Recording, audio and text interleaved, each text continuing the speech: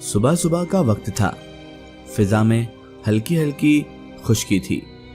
اذان کی آواز سن کر ندیم اٹھ کھڑا ہوا اور وضو کرنے کے لیے صحن میں لگے نل کی طرف بڑھ گیا۔ یہ گاؤں میں اس اذان ہوتے ہی صبح ہو جاتی تھی۔ یہاں پہ دن چڑھنے کا انتظار نہیں کیا جاتا تھا۔ یہاں پہ لوگوں کا معمول تھا کہ اذان کے ساتھ ہی نماز کی ادائیگی کے بعد اپنے روزانہ کے کام انجام دینے لگتے تھے۔ ندیم کی بھی یہی روانہ تھی اور روزانہ کی یہی روٹین تھی۔ ندیم نے جا کر اپنے ماں باپ کو اور چھوٹے بہن بھائیوں کو اٹھایا اور ان سب کو نماز کی ہدایت دیتا ہوا مسجد کی طرف چلا گیا۔ نماز کی ادائیگی کے بعد ندیم مسجد سے ہی اپنے کھیتوں کی طرف چلا گیا۔ وہ اس وقت جا کر اپنے کھیتوں کو پانی دیتا تھا اور ایک دفعہ سارے کھیتوں کا چکر لگا لیتا تھا۔ ندیم ایک غریب کسان تھا۔ اس کے پاس صرف اتنی ہی زمین تھی جس کے اوپر وہ تھوڑی بہت فصل بو کر کچھ پیسے کما لیا کرتا تھا۔ کچھ زمین اس نے ٹھیکے پر لی ہوئی تھی اور ہر سال چودھری کو ٹھیکہ دیتا تھا۔ ندیم گندم کی فصل کی بوائی کرتا تھا۔ اس میں اس کو یہ فائدہ تھا کہ اس کے گھر کے لیے بھی سال بھر کے دانے نکل آتے تھے۔ ندیم بہت محنتی اور جفاکش کسان تھا۔ کھیتوں میں چکر لگاتے ہوئے وہ فصلوں کو دیکھتے ہوئے صبح کا سورج سر پر نکل آیا تھا۔ ندیم نے اس وقت گھر جانے کی ٹھانی کیونکہ اب اس کو ہلکی پھلکی بھوک بھی محسوس ہو رہی تھی۔ ندیم گھر کی طرف نکل پڑا۔ ندیم یوں تو ابھی صرف 25 سال کا جوان تھا، لیکن ذمہ داریوں نے اس کو 50 سال سے زیادہ کا بوڑھا بنا دیا تھا۔ باپ کو بہت عرصہ پہلے کھیتوں میں ایک سانپ نے ڈس لیا تھا، جس کی وجہ سے اس کی ایک ٹانگ مفلوج ہو گئی تھی، یعنی کام نہیں کرتی تھی۔ کیونکہ بر وقت طبیب حکیم نہ آ سکا تھا، اس کی مدد نہ ملنے کی وجہ سے ابا کی ٹانگ میں زہر پھیل گیا تھا جسے کاٹنا پڑا۔ اس دن سے لے کر آج تک ندیم نے اپنی ذمہ داریوں سے منہ نہیں موڑا اور ابا کی دیکھ بھال کرتا، کھیتوں میں کام کرتا اور اس کے ساتھ ساتھ اپنے چھوٹے بہن بھائیوں کا بھی خیال رکھتا۔ ان کو امکان پڑھانے کو کوشش کرتا ہے، کیونکہ جو خواب اس نے اپنے لیے دیکھے تھے وہ تو پورے نہیں ہو سکے تھے۔ وہ چاہتا تھا کہ وہ خوب پڑھ لکھ کر ایک بڑا افسر بن جائے۔ اس نوکری کرنے کا بہت شوق تھا اسے، اس لیے وہ زیادہ سے زیادہ پڑھنا چاہتا تھا۔ لیکن میٹرک کرتے ہی ابا کے ساتھ یہ حادثہ پیش آ گیا، جس کی وجہ سے اسے اپنے خوابوں کو دفنانا پڑا اور عملی زندگی میں قدم رکھنا پڑا۔ وہ اپنے باپ کی ذمہ داریوں کو بھی ساتھ ساتھ میں نبھا رہا تھا اور ایک بڑے بھائی ہونے کا فرض بھی ادا کر رہا تھا۔ ندیم کے لیے یہ کڑا امتحان تھا، لیکن اس نے یہ امتحان ابھی اپنی صلاحیتوں کے بل بوتے پر پاس کر لیا تھا۔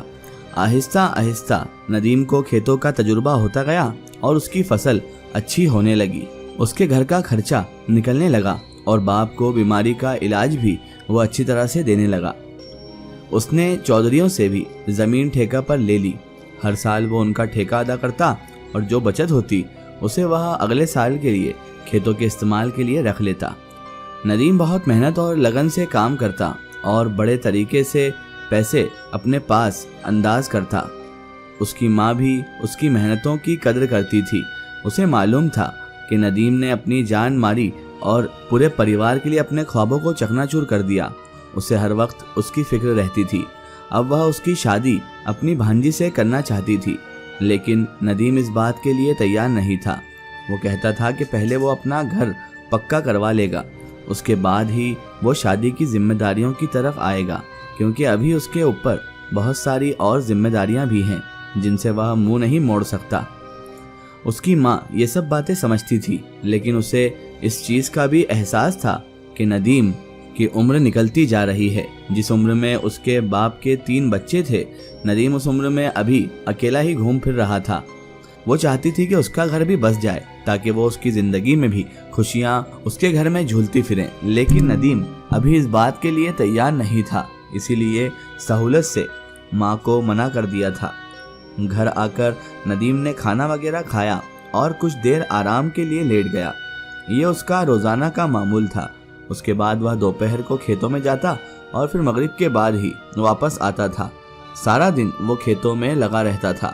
اس دن بھی وہ جب اٹھا تو ماں نے اس کو کہا، مجھے تم سے کچھ ضروری بات کرنی ہے بیٹا ندیم۔ ندیم سمجھ گیا کہ ماں نے کیا بات کرنی ہے۔ اور ماں کی بات کون سی ضروری ہو سکتی ہے۔ اس نے کہا کہ ماں، میں بھی جانتا ہوں کہ آپ کیا بات کرنا چاہتی ہیں، ابھی میرے پاس وقت نہیں ہے ماں، ہم یہ باتیں بعد میں کر لیں گے۔ میرا آج پانی کا دن ہے اور آپ کو تو پتہ ہی ہے کھیتوں میں پانی دینا کتنا ضروری ہے۔ پانی دے آؤں کھیتوں میں، پھر آ کے بات کرتے ہیں۔ ماں نے کہا نہیں، بس 2 منٹ لگیں گے، تو میری بات تو سن کر ہی جانا۔ ندیم مجبوراً بیٹھ گیا تو ماں کہنے لگی، مجھے تیری بہت فکر رہنے لگی ہے بیٹا، تو اس طرح اکیلا اکیلا پھرتا ہے اور ذمہ داریوں کے بوجھ تلے دبا ہوا ہے، تیری زندگی میں کوئی خوشی نہیں، کوئی رونق نہیں ہے، تو ہم سب کا بوجھ اٹھا اٹھا کر تو بہت تھک گیا ہے اور ابھی تو مزید تھک جائے گا۔ اس سے پہلے کہ تیری زندگی سے یہ خوشیاں اور یہ خوشیوں بھرے پل نکل جائیں، تو میری بات پہ ہاں کیوں نہیں کہہ دیتا؟ میری بات مان لے۔ ماں نے بڑے پیار سے لہجے میں اسے اور وضاحت سے سمجھانے کی کوشش کی، لیکن ندیم نے ماں کو زخمی نظروں سے دیکھا اور کہنے لگا، ایسا کیسے ممکن ہے؟ تیرے سامنے ہی سارے حالات ہیں ماں، میں کسی اور کو یہاں پہ لا کر اپنی ذمہ داریوں کا بوجھ نہیں بانٹ سکتا۔ جب تک میں اس کے قابل نہیں ہو جاتا تب تک میں کسی سے شادی نہیں کروں گا، نہ ہی کسی کی زندگی خراب کروں گا۔ ندیم نے 2 ٹوک انداز میں کہا اور اٹھ کھڑے ہوا۔ کھیتوں میں آ کر بھی اس کا دل ماں کی بات میں اٹکا رہا۔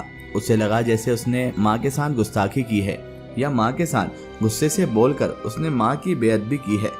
اس کا کام میں دل نہیں لگ رہا تھا، اسی لیے وہ کھیتوں میں بنے ایک طرف کھلی جگہ پہ آ کے لیٹ گیا۔